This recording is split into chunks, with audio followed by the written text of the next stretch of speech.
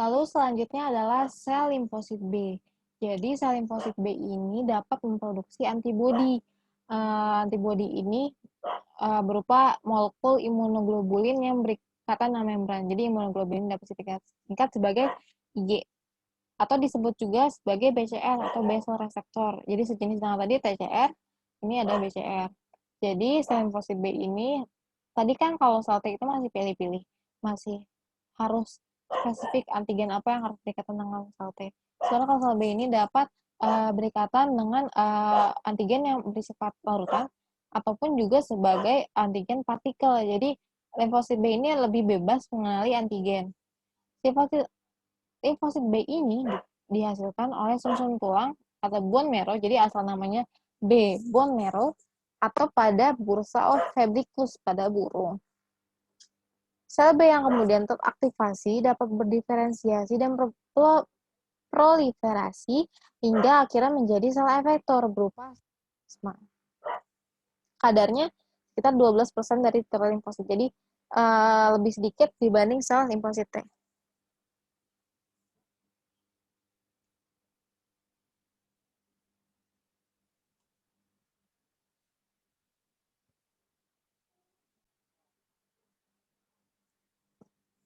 Nah, berikut adalah contoh-contoh dari reseptor sel B, yaitu imunoglobulin. Jadi, masing-masing imunoglobulin ini sendiri terdiri dari 5 macam, dengan rantai yang berbeda juga fungsi yang berbeda tentunya. Imunoglobulin ini kemudian dari masing-masing jenis ini berada di sel tahap sel B yang berbeda. Misalnya, setiap sel B polos atau naif sel ini memiliki IgM atau Ig yang berantai mu dan juga IgD atau Ig yang berantai delta. Lalu yang efektor dan juga memori, sel B efektor dan memori, lazimnya memiliki IgG atau imunoglobulinnya dan lalu imunoglobulin yang berantai alfa dan juga IgE, imunoglobulin yang berantai epsilon. Selanjutnya pembentukan sel B. Pembentukan ini dimulai dari sel punca hematopoietik sama seperti tadi sel T, yaitu HSC, yang kemudian membelah asimetris hingga berdiferensiasi menjadi common lymphoid progenitor atau CLP. Nah, tadi kan sel-sel HSC yang menjadi sel T ini dari bone marrow kemudian bermigrasi ke timus.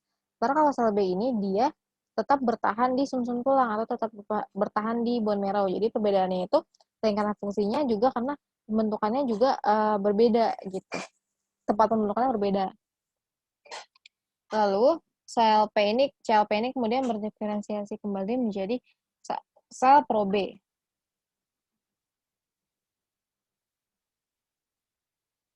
Lalu setelah jadi sel pro B ini kemudian setelah menempel di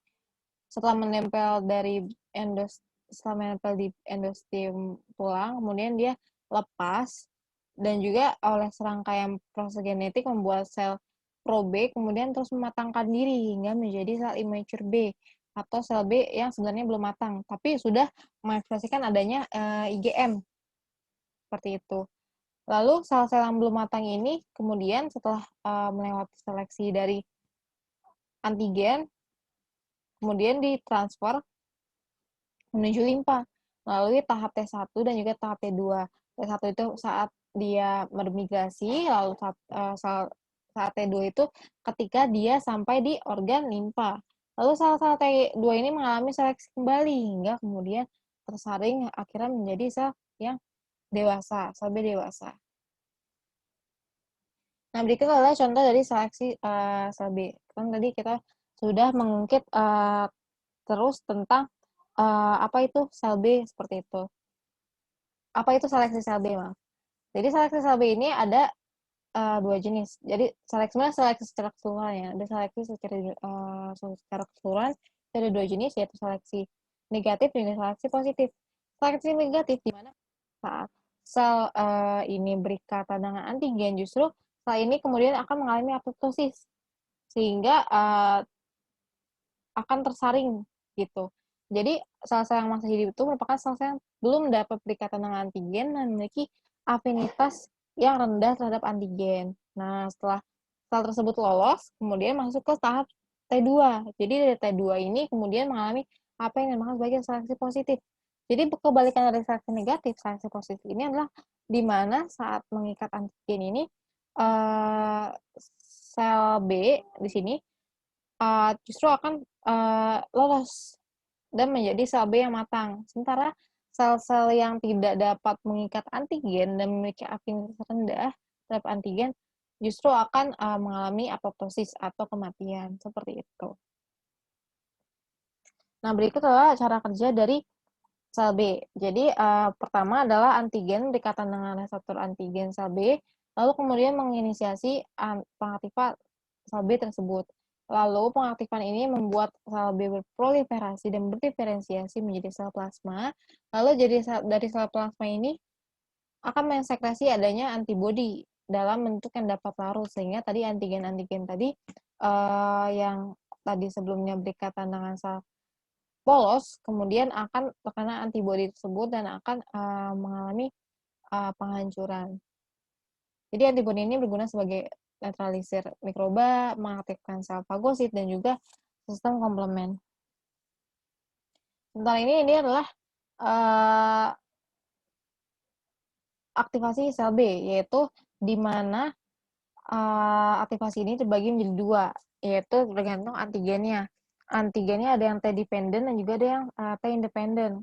Untuk yang T-dependent ini merupakan antigen yang memang harus